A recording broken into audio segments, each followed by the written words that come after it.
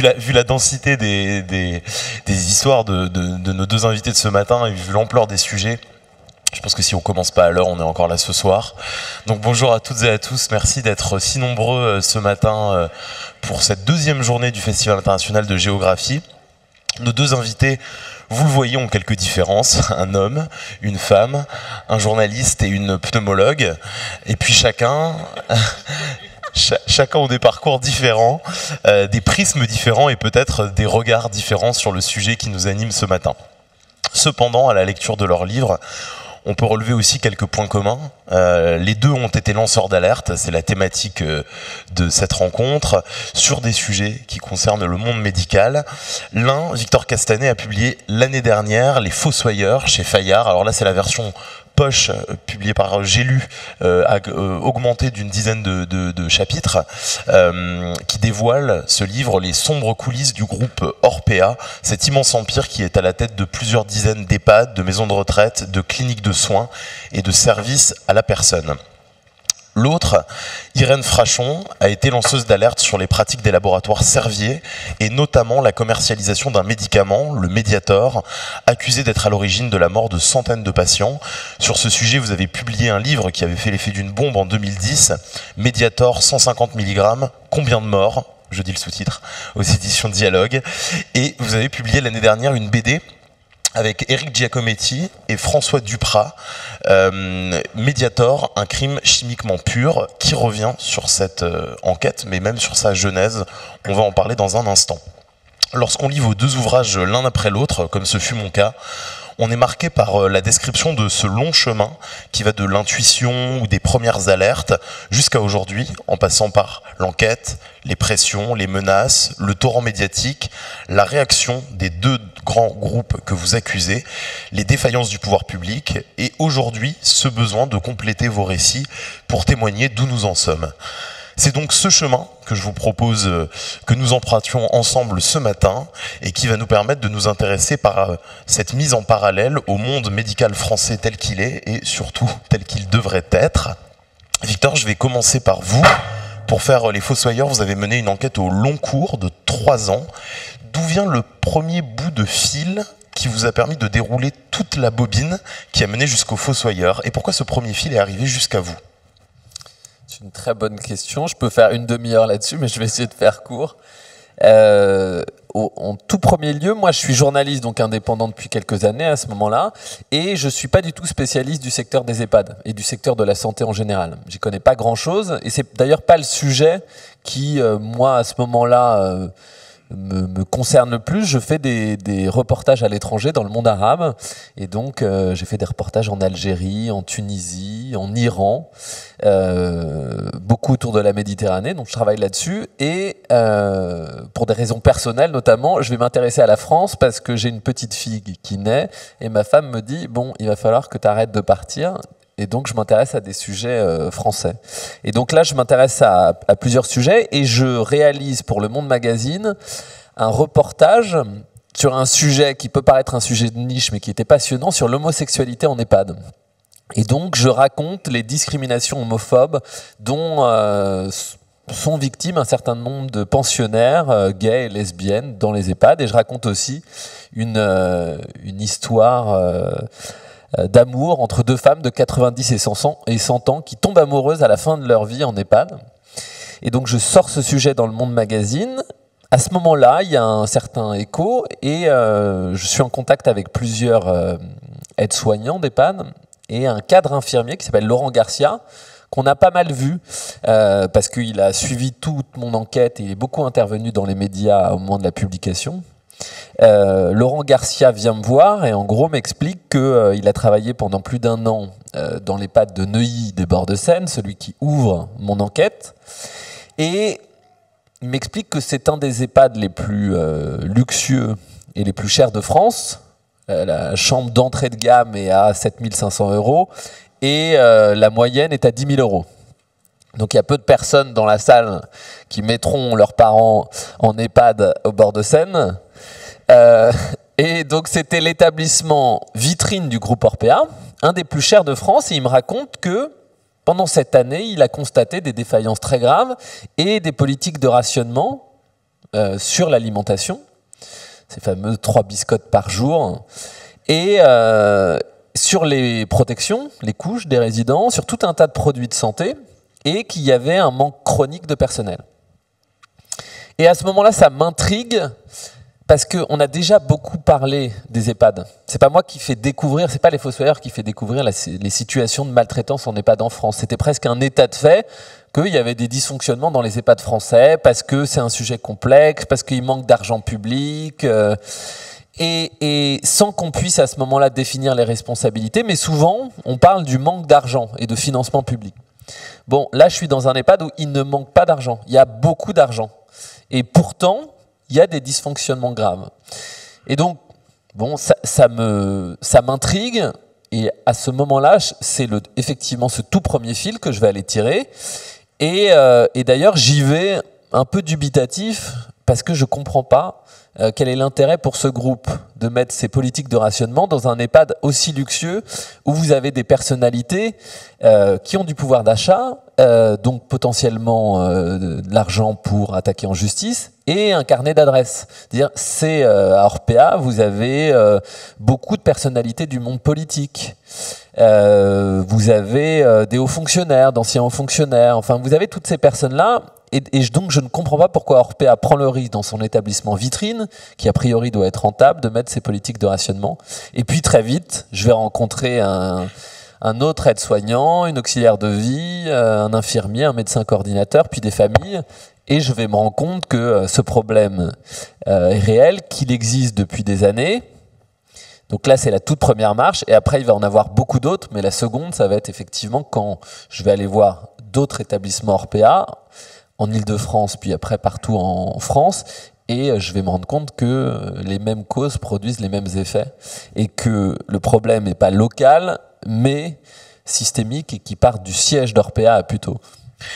De votre côté, Irène Frachon, dans la BD que vous avez sortie l'année dernière, vous racontez que le scandale qu'on appelle celui du Mediator remonte en réalité aux années 60 avec l'isoméride et qu'il est venu à l'époque percuter votre parcours de jeune interne en médecine. J'aimerais que vous me racontiez cette histoire.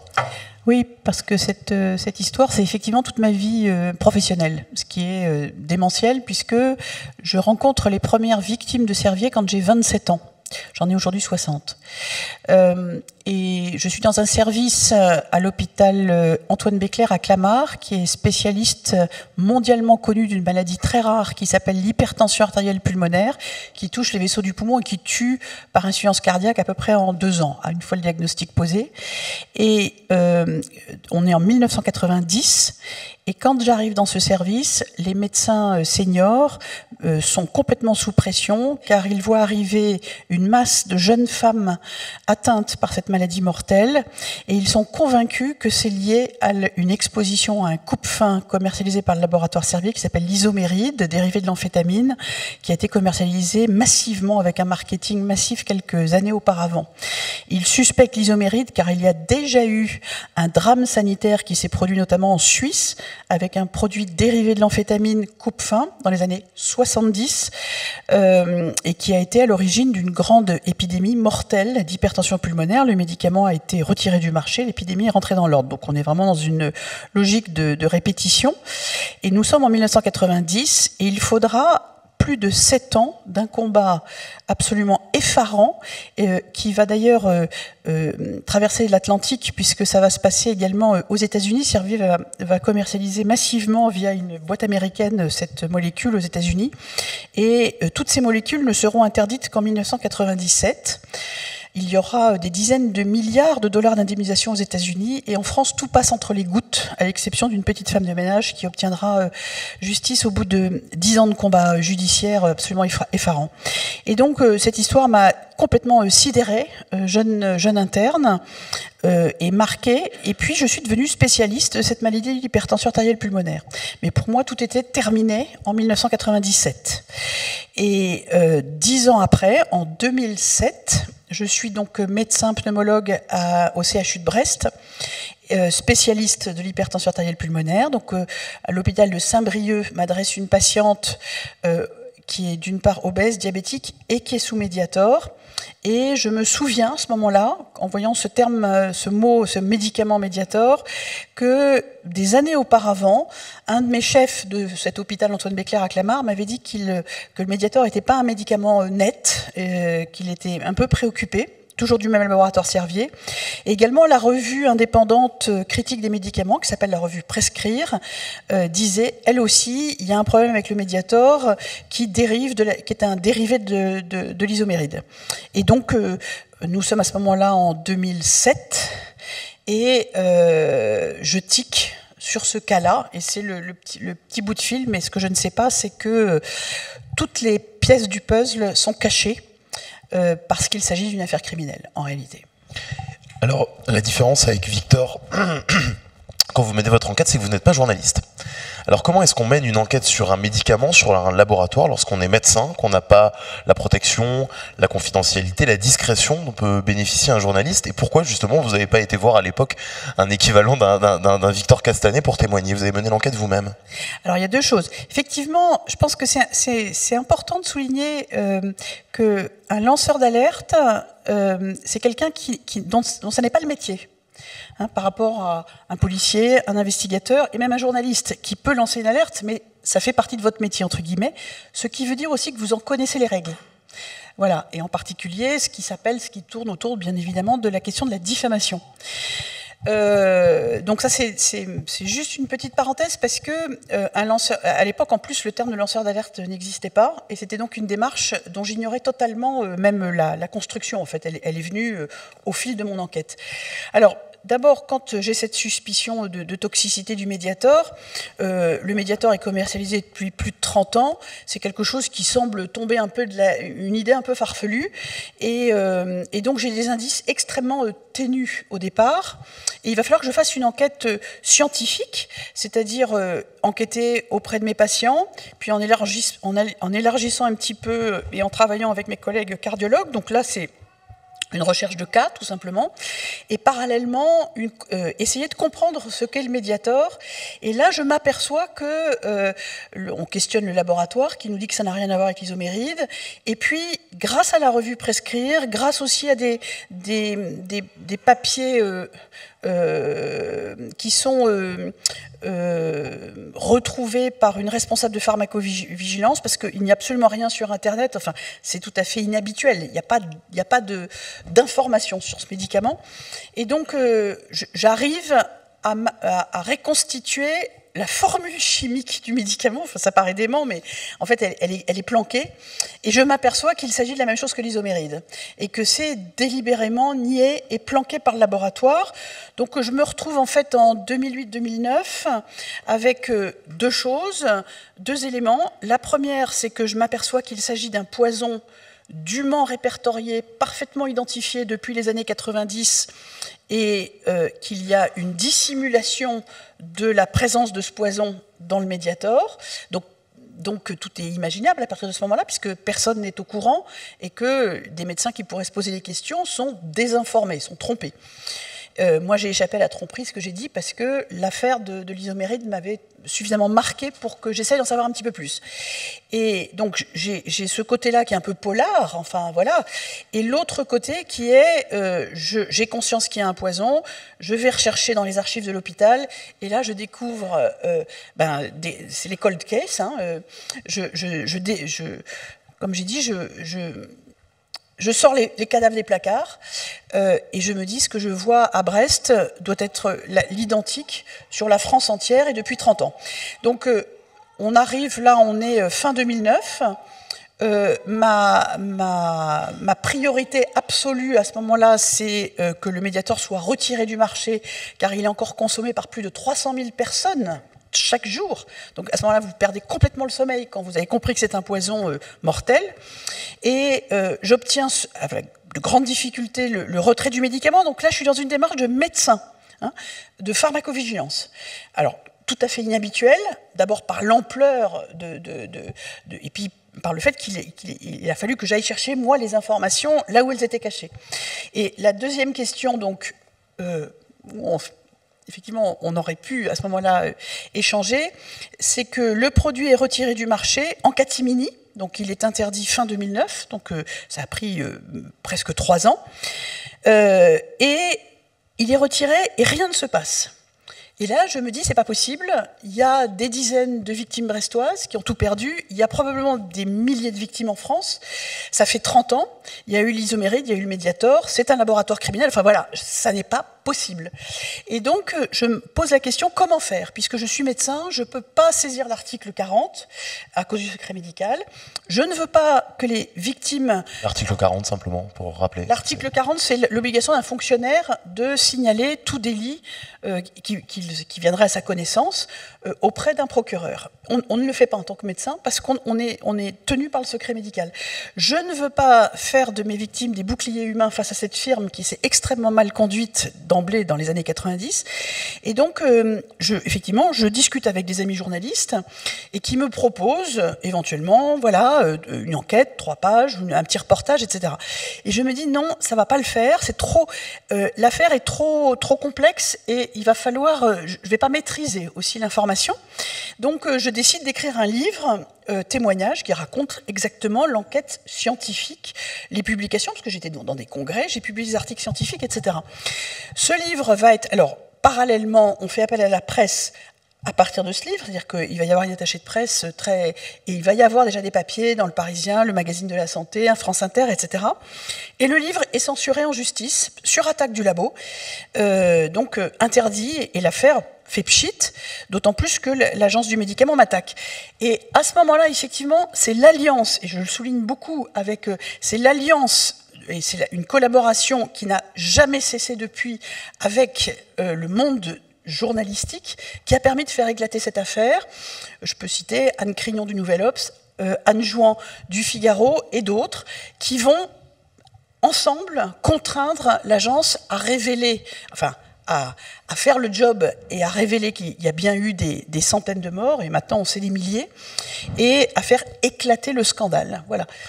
D'ailleurs, je le précise simplement, et Éric Giacometti qui écrit la BD avec vous, François Duprat est au dessin, mais Éric Giacometti l'a écrit avec vous, est un journaliste qui 10 ans plus tôt avait enquêté sur l'Isoméride et qui avait été tellement dégoûté par les laboratoires Servier qu'il avait arrêté pour écrire des thrillers. Absolument, c'est-à-dire qu'il y a vraiment eu un alignement des planètes, si je puis dire, dans cette affaire atroce. C'est que dans les années 90, moi j'avais entendu parler de ce journaliste qui enquêtait dans Le Parisien, qui avait essuyé un certain nombre de procès, qui avait eu des intimidations personnelles, et quand l'affaire du Mediator éclate, il venait de quitter Le Parisien effectivement pour attaquer une brillante carrière d'auteur de polar, et il est devenu aussi scénariste de BD. Nous nous sommes rencontrés, bien sûr, on a échangé un peu en vieux combattant, et il suivait cette affaire-là complètement effaré. Et en 2019, quand le premier grand procès pénal du Mediator s'ouvre, on en parlait et on se disait tous les deux frustrés. En fait, on parle du Mediator, mais on oublie que le crime originel, c'est l'Isoméride. Et à ce moment-là, je lui dis, tu sais, Eric, c'est une BD qu'il faudrait faire, parce qu'on en parlait avec Victor tout à l'heure. Écrire un bouquin de 500 pages qui vous tombe des mains sur un scandale médicamenteux, voilà, c'est beaucoup d'efforts, et voilà. Et donc, il fallait le raconter. Et Eric me dit, on y va. Voilà. Je suis marqué, on va retourner dans les EHPAD Orpea, je suis marqué, Victor, par le fait que l'enquête Irène Frachon nous disait 3 ans jusqu'en 2009, l'interdiction du Mediator, et la durée aussi de votre enquête. Qu'est-ce que cette durée, c'est pas commun dans le journalisme de pouvoir bosser 3 ans sur un sujet. Qu'est-ce que ça vous a permis d'avoir comme valeur ajoutée par rapport à une enquête qui aurait pu durer quelques mois ou qui se serait simplement concentrée sur les bords de Seine ? Très bonne question. Déjà, juste, je voulais dire sur Irène Frachon, que je connais pas personnellement, elle a une triple casquette qu'ont peu de personnes. Elle est spécialiste du sujet, elle a su devenir enquêtrice, et elle sait raconter des histoires. Et il faut les 3, en vrai, pour qu'il se passe quelque chose. Souvent, les journalistes sont pas spécialistes, ce qui leur donne du retard et ce qui fait qu'ils doivent aller voir des spécialistes. Mais moi, du coup, il m'a fallu des mois pour comprendre la technicité du sujet et les modes de financement des EHPAD. C'est très technique, très rébarbatif. Il faut se plonger dedans. Quand on est spécialiste, déjà, on a un avantage sur les autres. En revanche, les spécialistes qui ne savent pas faire en général, c'est toucher le grand public. Parce qu'ils connaissent tellement le sujet qu'ils ont du mal à le rendre digeste pour le grand public. Et avoir ces 3 casquettes, ce qui est assez rare, c'est ce qui permet justement de pouvoir espérer faire bouger les choses et toucher le plus grand nombre. Après, sur la longueur des enquêtes, ça c'est un point déterminant. quand vous voyez la plupart des enquêtes qui sont réalisées, déjà l'investigation coûte cher. C'est pas ce qui rapporte le plus. Et donc, il y a peu, en vrai, de journalistes d'investigation et il y a de moins en moins de médias qui font de l'investigation. Vous avez Mediapart qui en fait, mais c'est souvent sur des questions politiques, un peu sur les questions de violence, du mouvement lié au mouvement MeToo, mais assez peu sur des sujets de société, sur des enquêtes en profondeur sur des grosses sociétés, parce que ça prend beaucoup de temps. Et pour vous donner un exemple, je vais essayer de donner un exemple sans être trop critique. Il se trouve que depuis cette enquête, je prépare un nouveau livre sur le secteur des crèches. Il y a donc ça fait un peu plus d'1 an que je travaille dessus.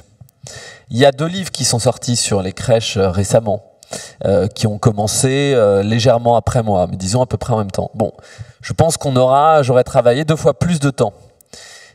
On n'aura pas du tout la même enquête au final. C'est-à-dire que avoir des témoignages de familles, par exemple, avoir des témoignages d'auxiliaires de puériculture, voire de directrices, c'est possible en 1 an. Et ça vous permet d'avoir une chose, c'est-à-dire le constat des dysfonctionnements. Et ces témoignages-là, ils sont importants pour montrer au grand public qu'il y a effectivement un certain nombre de problématiques qui se posent dans les crèches. En revanche, vous avez le constat, mais vous n'avez pas la cause.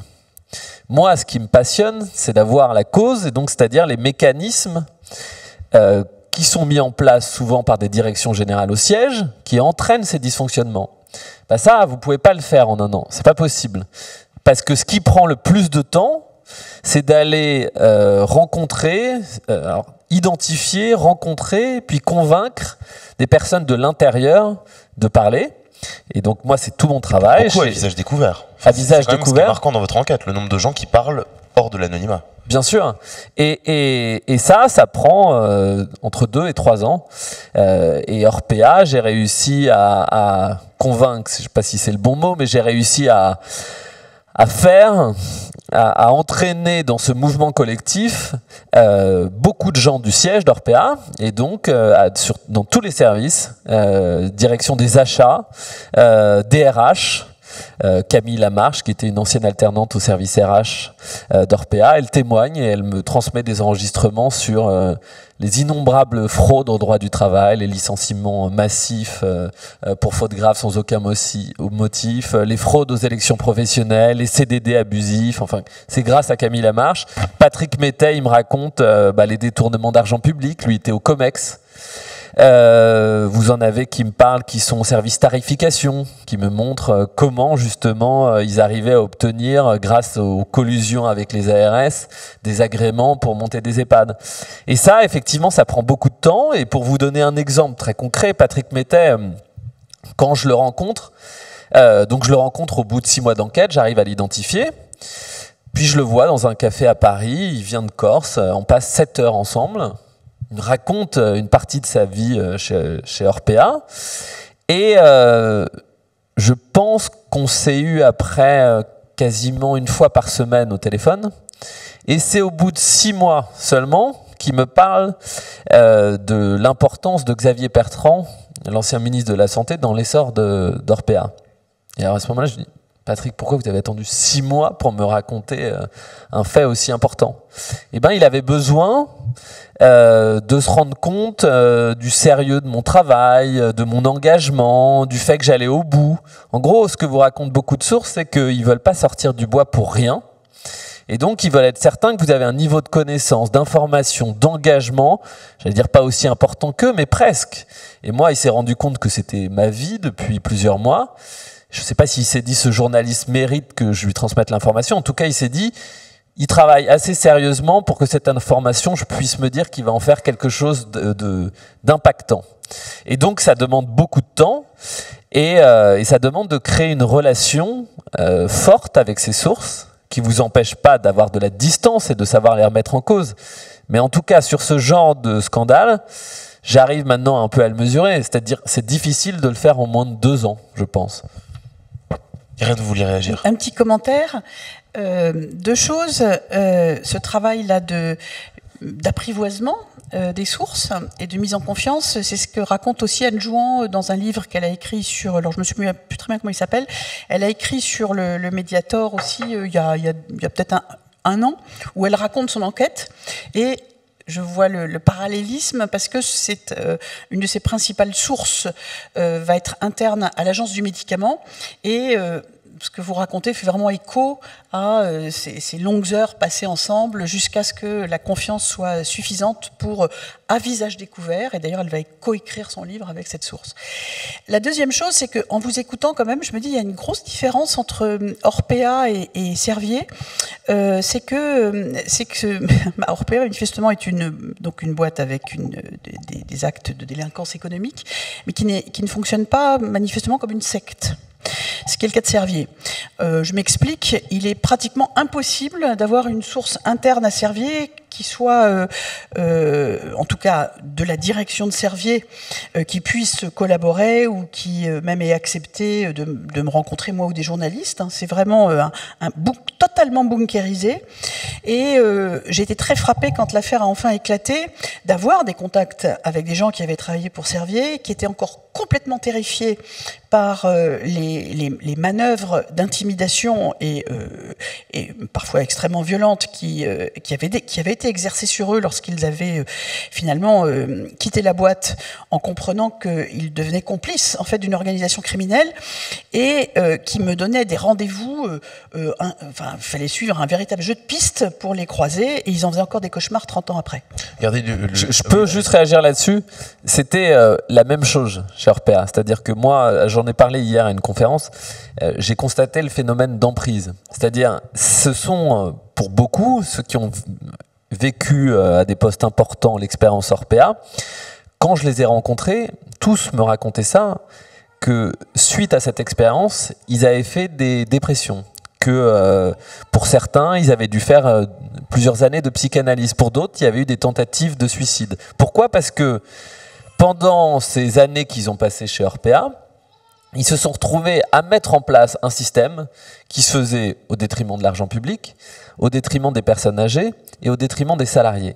Et ils y ont participé, parfois en ne sachant pas exactement tous les tenants et les aboutissants du système. Il y en avait qui étaient au courant simplement des détournements d'argent public, d'autres de la violence des politiques d'optimisation des coûts, d'autres de la pression sur les taux d'occupation.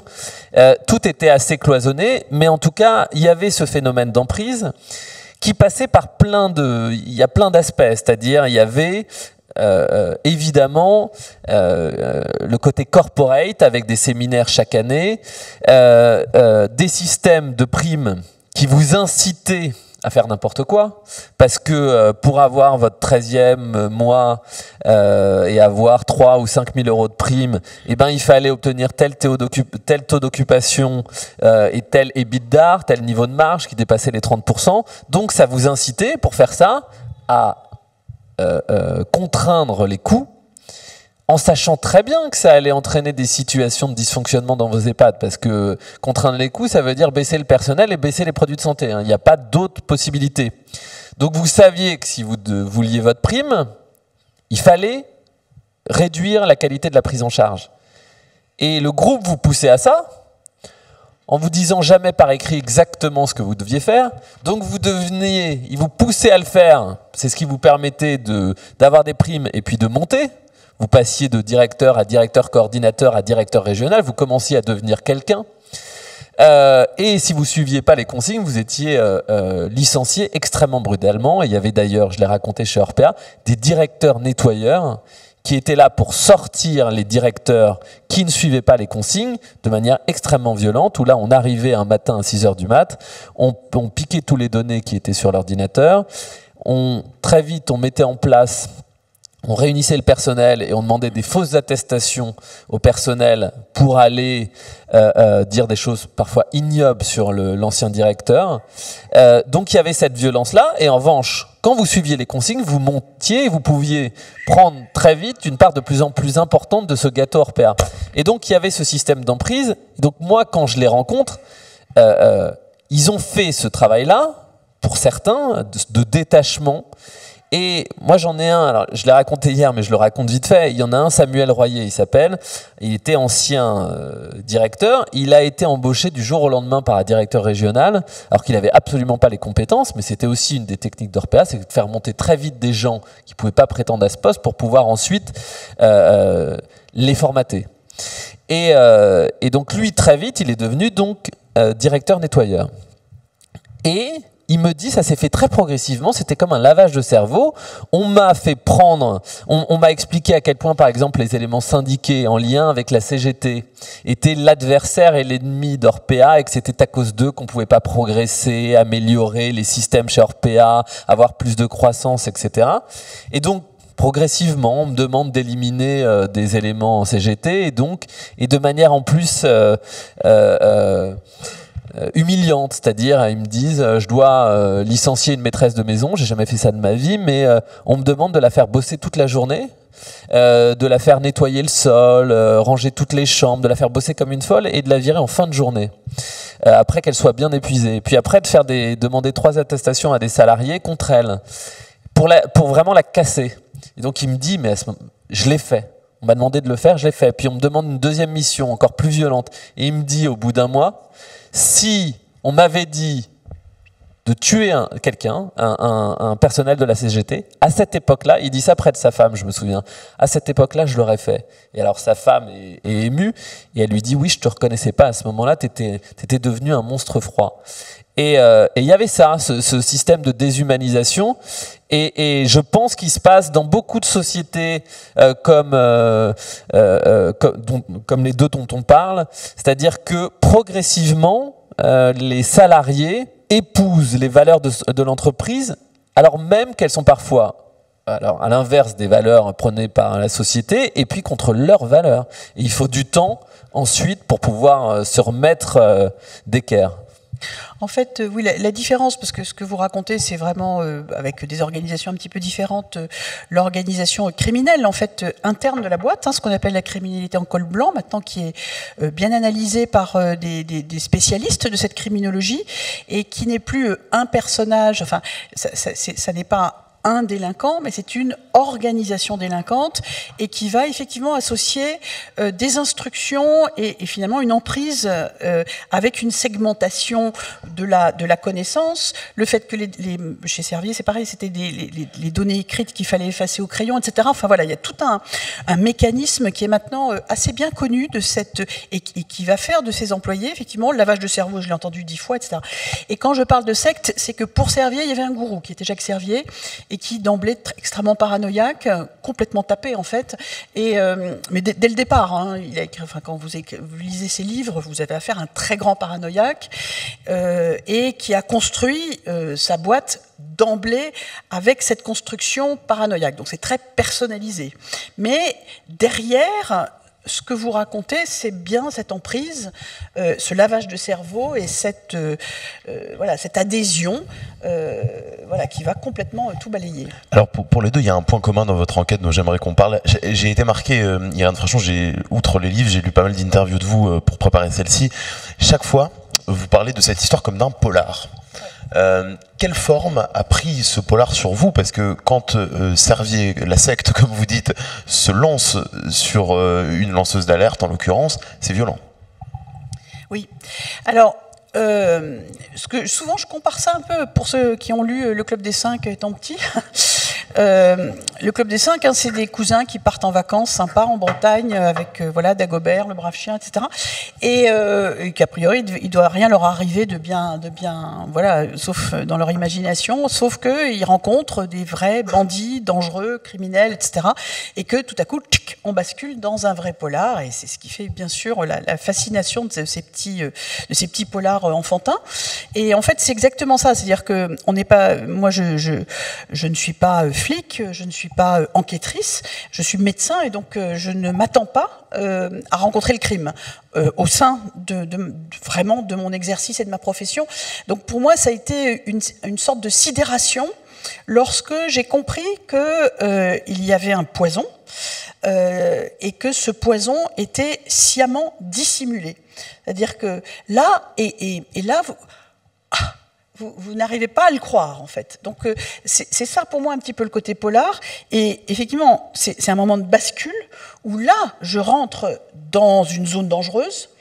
Je sais que ce sont des gens dangereux, mais je n'imaginais pas que c'était à ce point-là, et où je vais devenir un peu paranoïaque, c'est-à-dire que j'ai mes clés USB sur moi, je regarde si ma porte est fermée, etc. Donc, j'ai combattu cette paranoïa, parce que, justement, on m'a beaucoup mis en garde, laisse tomber, tu ne t'imagines pas ce que tu vas avoir, fais attention aux traversants, etc. Je dis, c'est bon. On est quand même en France. Voilà, donc vous voyez, il y a un petit peu cette... mais voilà, le côté polar, c'est un moment de bascule. Je vous dis, c'est le club des 5, pour ceux qui connaissent. Et alors vous, Victor, on a de la chance de vous avoir ce matin à Saint-Dié-des-Vosges, parce que à la même date, vous auriez pu être à la tête d'une confortable fortune de 15 millions d'euros, n'est-ce pas, et n'avoir jamais sorti les Fossoyeurs.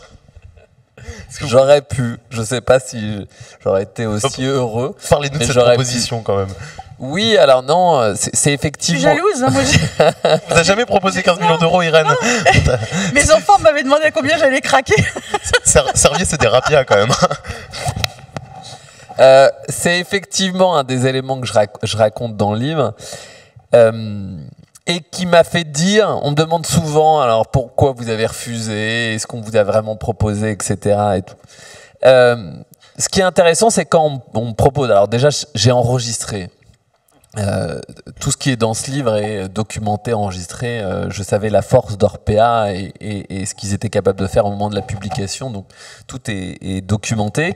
Et si vous voulez, quand il y a eu cette proposition, alors oui, moi je suis journaliste indépendant, c'est un métier assez précaire, j'ai un peu d'avaloir, mais pas qui me permettent de vivre pendant 3 ans. Effectivement, j'en suis à la moitié de mon enquête. J'ai à ce moment-là des preuves importantes sur le fait que le groupe détourne de l'argent public, et pas qu'un peu, des dizaines de millions, et si on doit calculer depuis 30 ans, peut-être des centaines de millions détournés, et ils commencent à savoir que j'ai ces éléments-là.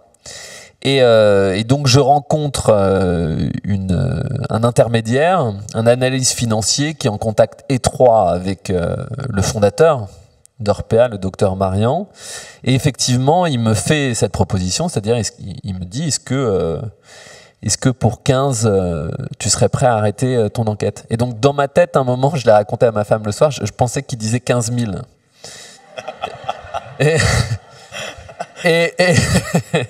Et donc, il répète en disant 15 millions. Et si vous voulez, quand vous êtes journaliste et que vous gagnez pas beaucoup, ça vous paraît vertigineux, inimaginable.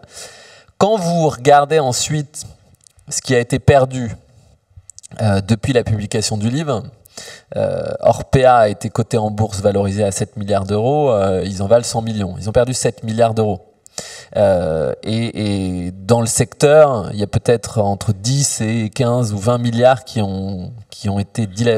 se sont envolés. Tous les groupes se sont effondrés en bourse. Orpea de 99%, mais Korian et d'autres de plus de 30 ou 40%. Donc ça a eu un impact gigantesque sur le secteur. Donc il y avait évidemment des intérêts financiers énormes. Et quand on me fait cette proposition, si vous voulez, pour plein de raisons, là, je la refuse. La première, c'est parce que je suis obsédé par cette enquête et j'ai derrière moi la responsabilité de centaines de personnes qui me font confiance et certaines qui me transmettent ce qu'il y a de plus intime.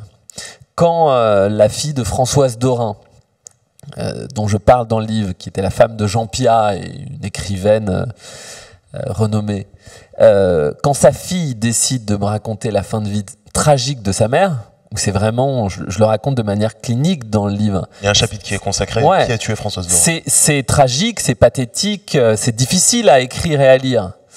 Elle me confie ça, et donc elle abîme l'image de cette femme pétillante, drôle, brillante. C'est difficile de le raconter. Elle le fait pour que les choses changent. Et donc, quand ces gens-là vous donnent ce qu'il y a de plus précieux, c'est-à-dire si vous les trahissez, vous ne pouvez plus vous regarder dans une glace, il n'y a pas de sujet.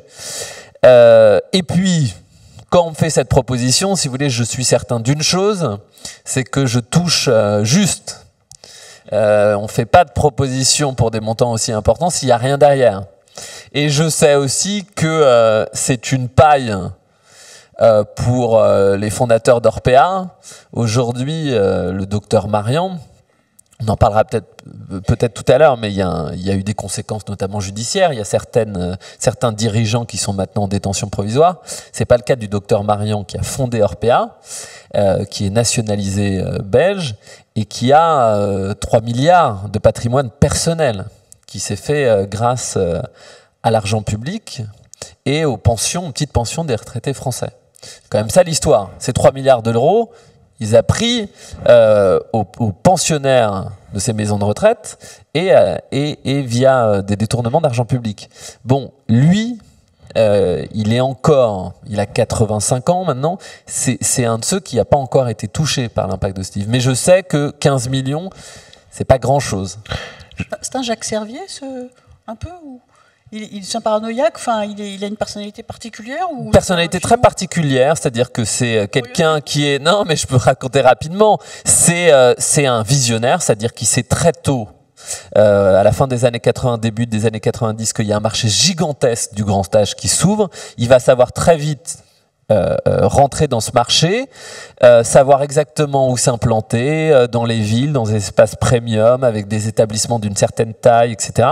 Et très vite, il va mettre en place autour de lui des piliers à la direction générale déléguée à l'exploitation, un cost killer qui est là pour contraindre les coûts, une personne au service RH qui est là pour mettre en place des procédures qui vont à l'encontre du droit du travail, et un contrôleur de gestion qui va devenir ensuite le PDG, qui lui va mettre en place tous ces systèmes de détournement d'argent public. Donc c'est Marian qui met en place ce quatuor qui monte une société qui, très rapidement, vous allez voir à un moment, avant la sortie du livre, n'importe quelle analyse financière, Orpea, c'était une des boîtes qui faisait rêver les analystes financiers parce qu'elle avait une croissance absolument ahurissante et une communication financière parfaite. Et c'était un visionnaire et c'était un homme qui était obsédé, alors un radin de première, très froid, très solitaire et obsédé par les coûts. C'est-à-dire que la politique, l'obsession ensuite de toute sa direction générale, c'était de faire avec le moins possible. Et il a réussi à créer un système où pendant 20 ans, non seulement ils ont fait avec le moins possible, mais ils ont fait en plus en détournant de l'argent public. Et il avait une personnalité qui sûrement, alors je ne connais pas assez Servier, mais ressemble en partie... Sans empathie en particulier, oui. Neuropsychiatre de formation. Froid, ouais. Je voulais justement qu'on en arrive à ce sujet, la question de l'argent public et des pouvoirs publics. Je commence par vous, Irène Frachon, parce que c'est un point commun quand même de vos deux enquêtes. Vous revenez quand même assez longuement sur les liens de Jacques Servier avec les pouvoirs publics, sur l'emprise de Jacques Servier sur l'Agence du médicament notamment. Je me suis parfois demandé quelle était dans la défaillance clairement des pouvoirs publics vis-à-vis de Servier, et ce depuis les années 60, quelle était la part de corruption, de pression organisée, ou simplement parfois d'incompétence? Alors les deux, mon général, malheureusement. Alors il faut savoir que cette emprise, elle persiste, elle perdure.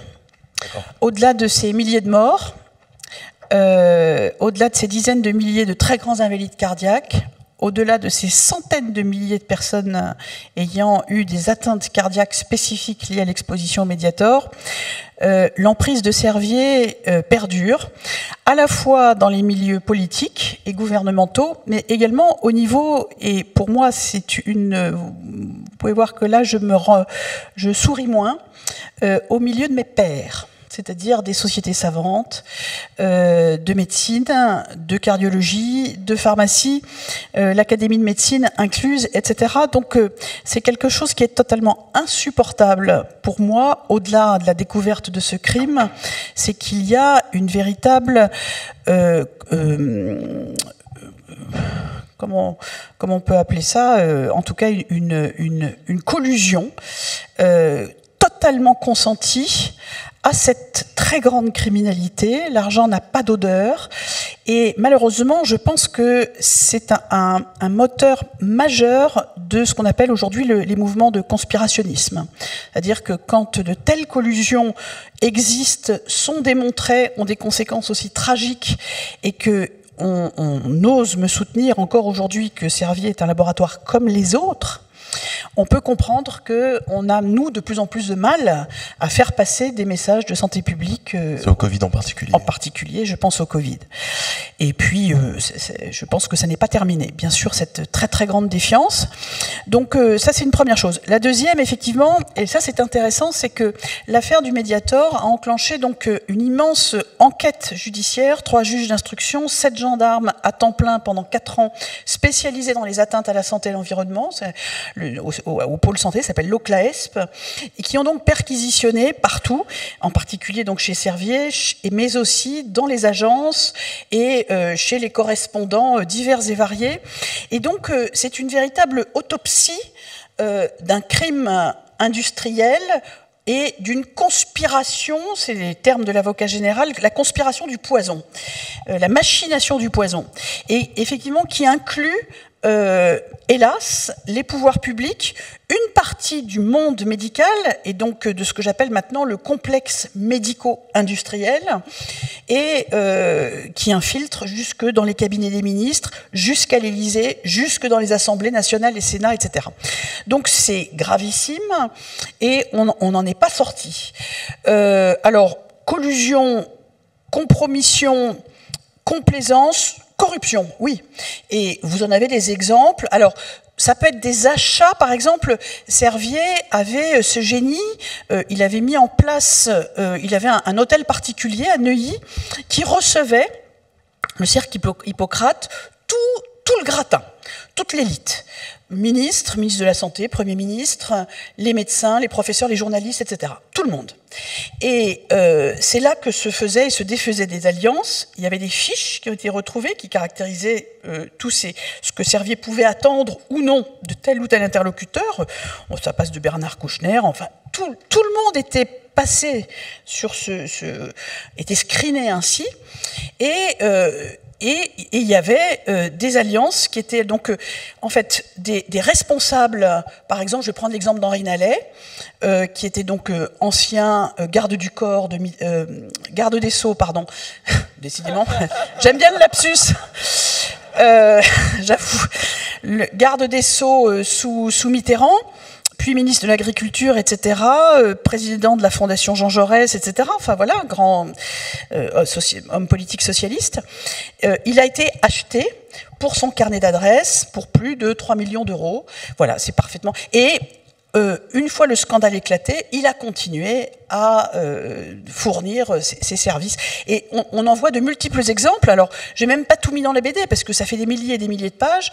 On voit des conseillers aux comptes, des hauts fonctionnaires, qui échangent avec Servier en disant, là, je suis bien placé, effectivement, pour pouvoir... Alors, au sein de l'agence, au sein des grandes commissions de contrôle des comptes, des autorisations de mise sur le marché, etc. Et vous voyez ces hauts fonctionnaires qui... Alors, j'ai rencontré des hauts fonctionnaires exceptionnels, hein, je ne mets pas tout le monde dans la même... mais on peut acheter, effectivement, qui sont achetés et qui vont œuvrer en secret, avec des sociétés écrans, etc., pour l'intérêt d'un industriel. De l'argent public, il en est aussi question dans Les Fossoyeurs, Victor Castanet, puisque ce que vous expliquez en fait, c'est que le groupe Orpea vivait sur des excédents de dotation, c'est-à-dire qu'il recevait davantage d'argent de l'État qu'il en avait besoin. Comment à ce niveau-là et sur une aussi grande durée, une telle défaillance publique est possible? Et vous revenez notamment, et j'aimerais que vous nous en parliez, sur le rôle des agences régionales de santé, ou plutôt le rôle qu'elles n'ont pas eu. Alors, déjà sur les excédents de dotation, c'est pas qu'il utilisait, qu'il avait qu'on lui donnait plus que ce dont il avait besoin, c'est que en vrai il avait besoin de ce qu'on lui donnait et il faisait un excédent de 150 000 qu'il aurait dû utiliser. Pour vous raconter très vite le système, qu'est-ce que a fait Orpea pendant des décennies? Vous avez d'un côté dans les établissements privés donc le tarif hébergement qui sont payés par les familles, c'est-à-dire que vous payez l'hôtellerie, vous payez la chambre dans un EHPAD et la nourriture. Et puis vous avez les agences régionales de santé et les conseils départementaux qui donnent des dotations publiques annuelles, et donc c'est entre 1 et 2 millions d'euros de dotations publiques chaque année par EHPAD. Donc pour l'ensemble du groupe Orpea, c'était 300 millions d'euros rien que pour des EHPAD, parce qu'il a aussi des cliniques cliniques. Mais rien que pour les EHPAD, il y a 300 millions de dotations annuelles qui viennent payer tout le personnel soignant et les produits de santé. Et bien sur ces 2 postes, mais comme sur plein d'autres postes, il a réussi à trouver des techniques pour capter de manière irrégulière, c'est un mot que je répétais toujours à la télé, pour pas dire détournement d'argent public, je disais captation irrégulière. Comment il captait irrégulièrement? En gros, il était financé, on va prendre l'exemple d'un EHPAD, il était financé pour 25 postes d'aide-soignants, on lui donnait l'argent pour 25 postes, et à la fin de l'année, on lui demandait ses comptes, il déclarait 25 postes, puis il en mettait que 20 en fait. Et les agences régionales de santé, les conseils départementaux ne faisaient pas des contrôles assez poussés, c'est-à-dire vous avez le nom des employés, vous avez les heures, mais ils ne sont pas allés chercher si ces heures avaient vraiment été réalisées, enfin ils n'ont pas fait leur travail. Et donc, qu'est-ce qui se passait? Il y avait... moi, je l'ai découvert, je rencontre une dizaine de directeurs qui me donnent leur compte de l'année et je vois des excédents de 100 ou 150 000 euros. J'en parle à des patrons du secteur qui sont mes témoins, qui participent à l'enquête, je leur montre. Ils me disent, Victor, ça n'a aucun sens ce que tu me dis parce que quand on fait 100 000 euros d'excédents, on doit les rendre. Je lui dis, mais non, ils ne les rendent pas. Ben, on doit les rendre. Et donc, je vais voir les agences régionales de santé et je leur demande, écoutez, moi j'ai des documents internes qui laissent penser qu'il y a eu des excédents de dotation. Je voudrais savoir ce qu'on vous a déclaré, vous. Et donc, je vais voir une agence, 2 agences, 3 agences, et puis non seulement elles refusent d'organiser un rendez-vous avec moi, alors que j'enquête quand même sur des affaires de détournement d'argent public qui les concernent, dont elles sont les principales victimes. Ça devrait les intéresser, à minima. Et donc, elle refuse de me rencontrer et elle refuse de me donner les déclarations en me disant secret des affaires. J'ai dit, mais comment ça, secret des affaires? C'est de l'argent public. On parle d'argent public. Et donc, il m'explique ça. Et donc, je suis obligé de saisir la CADA, commission administrative, enfin une commission qui est là pour, quand un organisme administratif ne veut pas vous donner des documents, vous la saisissez pour qu'elle tranche. Et donc, elle tranche. Donc on doit transmettre ces documents, mais on enlève les éléments liés au secret des affaires. Et donc je reçois ces documents et tout est caviardé. Il y a du blanco partout, donc ça sert à rien. Et donc là, je me dis, mince, comment je vais prouver la fraude? Et donc je réfléchis, et puis l'autre financeur, c'est les conseils départementaux. Et donc je vais voir des conseils départementaux, il y en a un qui me dit non, puis un deuxième, et puis je vais voir celui de Gironde, je crois, et puis de Gironde et de la Vienne. Et là, ils me disent, mais oui, évidemment, vous êtes journaliste, vous travaillez sur l'argent public, on vous donne tous les documents. Et je regarde, et c'est pas du tout les mêmes déclarations. C'est-à-dire, il y en a un, il y a marqué, en interne, il y a marqué 150 000 euros d'excédent. Et je vois d'où vient l'excédent, ils n'ont pas mis les postes. Et en déclaratif, il y a marqué équilibre. Ils sont à 0. Et d'ailleurs, ils passent toujours pour des bons élèves parce qu'ils sont jamais en déficit, jamais trop en excédent. Ils sont super quoi pour les autorités de contrôle. Et donc, je me rends compte qu'ils font ça depuis des années dans toutes les régions de France et que ça représente sur une année dans une région, c'est 3 millions. Et c'est 25 millions facilement sur une année en France. Et ensuite, quand mon livre sort, que l'IGAS et l'IGF sont saisis et qu'ils me demandent discrètement de venir les voir pour les aider et que je leur explique ça, et ils me disent « Non, non, monsieur, c'est pas possible. » Je vous assure, je pense qu'ils fraudent comme ça dans toutes les régions. Et puis, ils vont aller faire une descente au niveau régional. Et ils vont se rendre compte effectivement que Orpea détournait comme ça de l'argent public depuis des décennies, les mettait ensuite à la fin de l'année dans les caisses du groupe, et puis au bout de 2 ans, c'était absorbé. Et alors pour répondre très rapidement, il y avait à la fois un problème. C'est-à-dire, ce livre raconte les dérives d'Orpea, il raconte les défaillances de l'État. Je veux dire, c'est pas possible d'avoir des dérives aussi nombreuses sans pointer la responsabilité des instances de contrôle. Et alors, vous avez évidemment un problème d'abord de philosophie, c'est-à-dire qu'on a décidé de faire confiance au privé, de donner de l'argent public, beaucoup d'argent public, et de ne pas contrôler. Et donc, moi, après la sortie de mon livre, c'est Jean-Christophe Combes, ancien ministre, à la solidarité et aux familles, qui a annoncé que avant la sortie des Fossoyeurs, il y avait en moyenne un contrôle d'EHPAD tous les 20 ans. Bon, bah, vous imaginez que vous pouvez vous faire plaisir pendant 20 ans.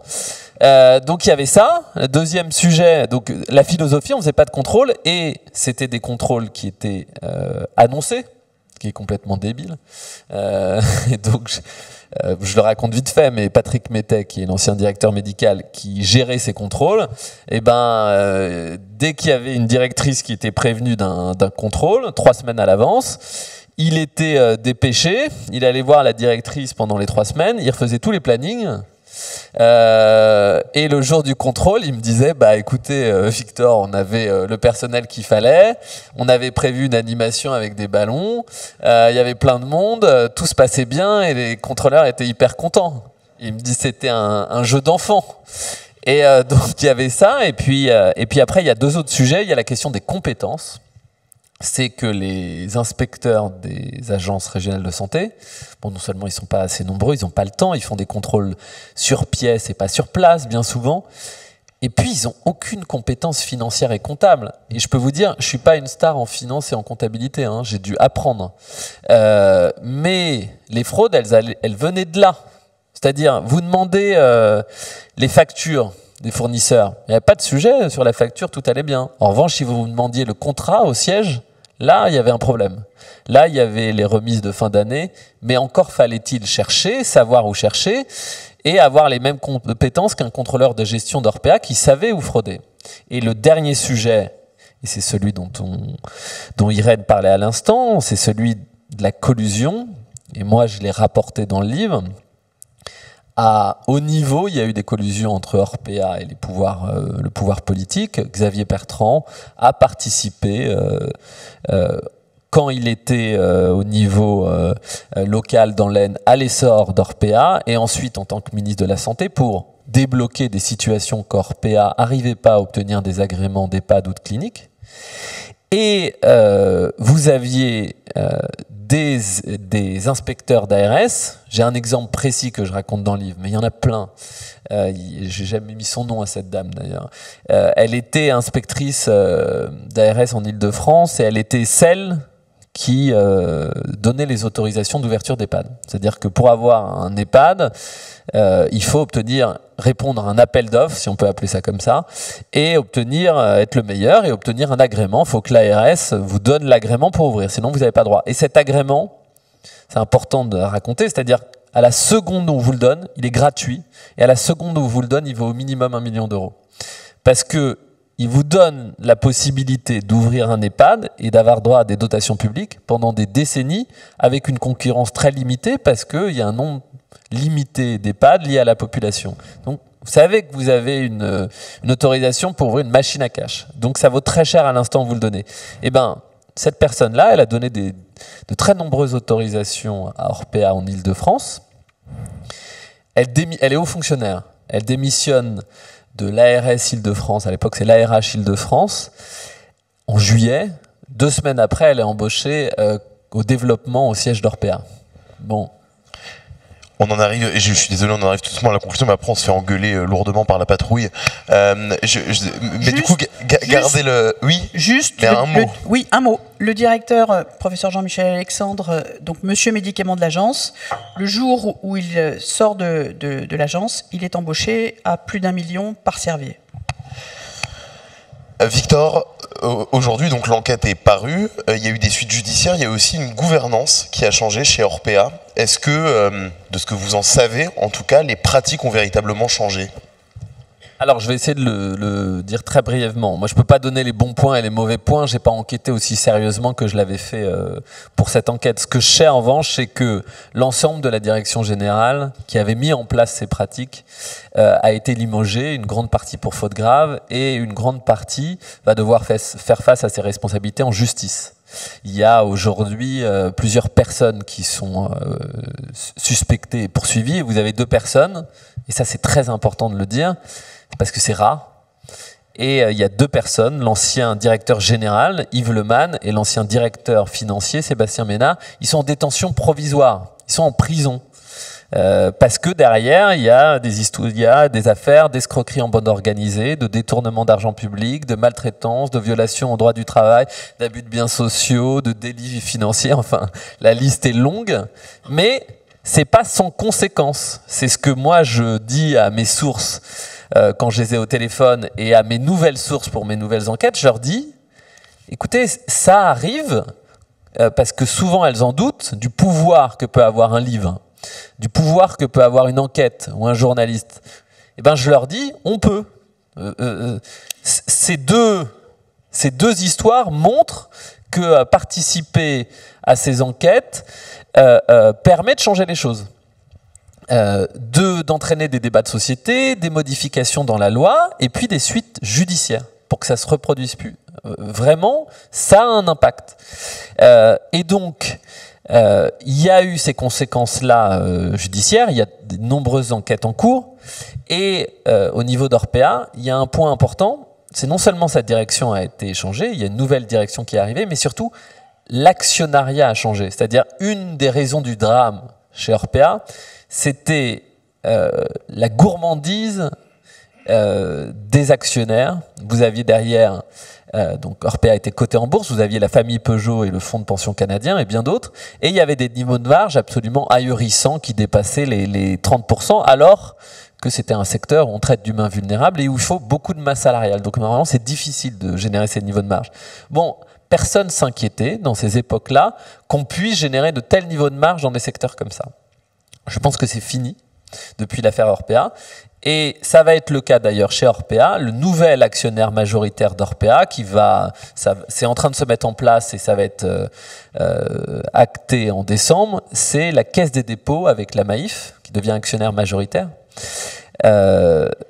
Et l'objectif de la Caisse des dépôts, c'est un investissement long terme. Et donc ils ont officiellement annoncé qu'ils allaient baisser les niveaux de marge de quasiment 10 points par rapport à ce qui se faisait avant, pour qu'il y ait moins de pression financière sur les établissements, pour mettre plus d'investissements sur la masse salariale et les produits de santé. Donc je pense que les pratiques vont changer, parce qu'une des raisons de ce drame qui a touché Orpea, mais plein d'autres groupes, c'était qu'il y avait des fonds qui demandaient trop d'investissements.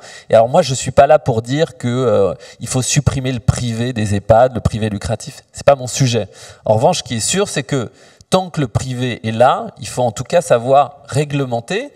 Et donc je pense que c'est un des secteurs, et ça ne doit pas être le seul, où la notion de bénéfice raisonnable doit exister pour qu'on ne dépasse pas un certain seuil au-dessus duquel on est certain d'entraîner des situations de maltraitance dans les EHPAD.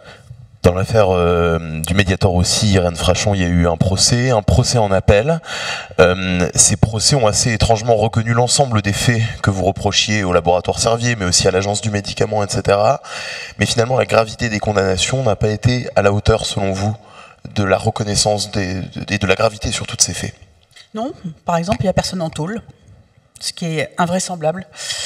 Alors que voilà, il y a eu des morts et une commercialisation délibérée d'un poison mortel avec connaissance des victimes. Donc ça a suscité effectivement beaucoup de colère. Il y a eu un procès en appel de Servier et on attend le 20 décembre le délibéré de la Cour d'appel. On espère que ça aura une valeur plus démonstrative, que ça marquera plus effectivement les limites qu'on ne peut pas franchir sans passer par la case prison. Voilà. Et bien sûr, avec des sanctions financières, il y a ce qui a été demandé, là, ce qui est une nouveauté par le parquet, c'est la restitution du profit indu, et qui pourrait effectivement coûter très cher à Servier. Servier n'a pas changé, il n'y a eu aucun limogeage, bien au contraire. Alors c'est une société sans actionnaires, c'est un droit, et là pour le coup, les actionnaires auraient peut-être pu avoir une influence majeure sur la réorganisation du groupe. C'est une fondation de droit néerlandais qui a été créée dans les années 80 avec l'arrivée notamment des Rouges, en 81 de Mitterrand qui a affolé Servier, qui était un homme de droite et de droite. et qui a été conseillé à ce moment-là par l'avocat d'affaires Nicolas Sarkozy et Raymond Souby pour créer cette fondation de droit néerlandais qui permet à cette société de vivre pratiquement sans tête et sans actionnaire, et donc sans contrôle. Ce qui fait qu'aujourd'hui, et on l'a souligné au procès en pénal, les anciens délinquants de cette boîte, qui ont été les pires, les responsables de pharmacovigilance, qui venaient intimider les médecins qui déclaraient, les victimes qui se plaignaient, etc., sont toujours consultants pour Servier, notamment pour débouter les victimes de leur demande d'indemnisation. C'est ça, sérieux aujourd'hui. Je sais que très rapidement, avant qu'on doive rendre la salle, parce qu'il y a une rencontre qui suit, mais je sais que l'un de vos combats aujourd'hui, c'est l'indemnisation des victimes.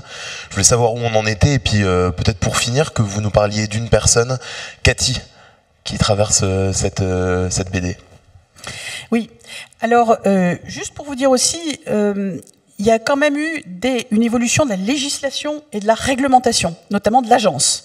S'il n'y a pas eu, si Servier sont les bandits d'hier, heureusement, il y a eu des restructurations profondes au niveau de l'agence du médicament, de la gestion des conflits d'intérêts et également de la réglementation, une loi de réglementation sur la sécurité sanitaire, qui est à mon sens encore insuffisante, mais qui a quand même assez profondément quand même modifié un certain nombre d'éléments qui étaient inadmissibles. Alors, donc c'est pas complètement...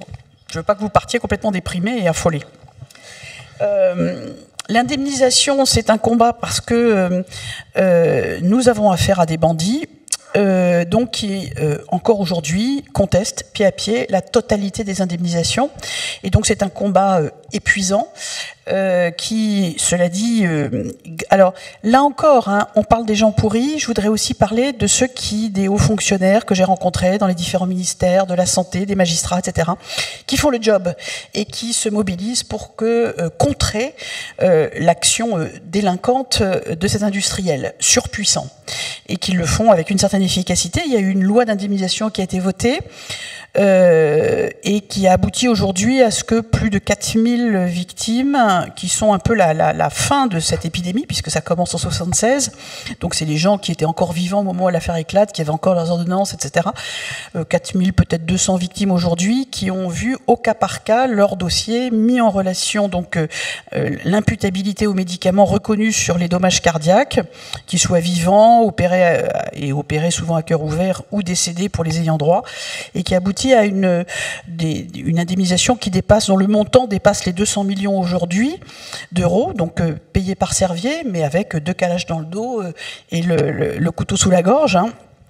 Et il y a eu également au pénal des intérêts civils pour les gens qui, malades ou non, ont été trompés et ont consommé ce poison pendant des années, à hauteur à peu près de 200 millions d'euros qui ont été versés, sauf que Servier demande la restitution en appel. Donc pour les personnes qui ont été indemnisées, il est possible qu'ils soient invités à rendre l'argent, ce qui sera très compliqué parce que ce sont des gens qui sont souvent dans des situations personnelles et extrêmement difficiles. Donc qu'est-ce qu'on disait? L'indemnisation. Et Cathy, voilà. Cathy, Josie, Claudie. Ce sont toutes ces victimes. Alors donc on a pris quelques cas particulièrement significatifs et on s'est attaché à leur histoire parce que ça éclaire un petit peu les aspects les plus choquants de cette affaire, des décès inexpliqués de gens très jeunes qui meurent brutalement, comme Pascal à 50 ans, et la famille découvre des années plus tard que c'est probablement lié au Mediator. Et puis cette femme Cathy qui m'appelle quand le scandale éclate, et je m'aperçois qu'elle est triplement victime, c'est-à-dire que elle a été victime de l'isoméride, elle a porté plainte contre Servier, elle s'est retrouvée en expertise contre Servier en 2004, très violemment attaquée, et elle est alors traitée par du Mediator, ce que apprend Servier, qui ne la met pas en garde. Elle est très gravement malade, elle est en réalité toujours empoisonnée. C'est un expert judiciaire qui va l'avertir en lui disant « arrêtez le Mediator ». Et puis, elle va porter son combat jusqu'en 2011 pour l'isoméride. Elle va finir par gagner. Servier fera appel, elle gagne un appel. Servier va aller en cassation. Servier finit par lâcher la cassation parce qu'elle porte plainte aussi sur le Mediator. Donc, elle se rend compte qu'elle a été 2 fois empoisonnée. Servier va lâcher la cassation parce que il dit bah oui, je paye pour l'isoméride, mais je ne veux plus entendre parler du Mediator. Heureusement, l'affaire pénale va quand même prospérer pour Cathy, qui va témoigner en première instance. Elle est tellement malade qu'elle va témoigner en fait par vidéo, par visio. Lors du procès, elle est incapable de se déplacer. C'est une survivante, mais et elle meurt. En fait, j'ai écrit cette bande dessinée donc en m'associant bien sûr avec ses victimes et notamment avec Cathy. Et je lui ai envoyé les premières planches. On avait vu ensemble les textes. Je lui envoie les planches. Elle était dans un centre cardiaque où elle s'aggravait avec une dernière intervention qui allait être tentée. Et elle n'a jamais vu voilà, la bande dessinée terminée puisqu'elle est morte en décembre 2022. Ce sont les noms des victimes. Merci pour Cathy, merci pour toutes ces victimes-là. Merci aussi Victor pour Françoise Dorin, pour le père de Frédéric Krief qui est atteint d'un Alzheimer et dont vous parlez dans ce livre. On l'a pas assez dit, mais les aventures inhumaines que vous racontez sont aussi parcourues de sacrées belles personnes dont vous racontez les parcours. Donc merci beaucoup Victor Castanet, merci beaucoup Irène Frachon pour cette matinée passée ensemble.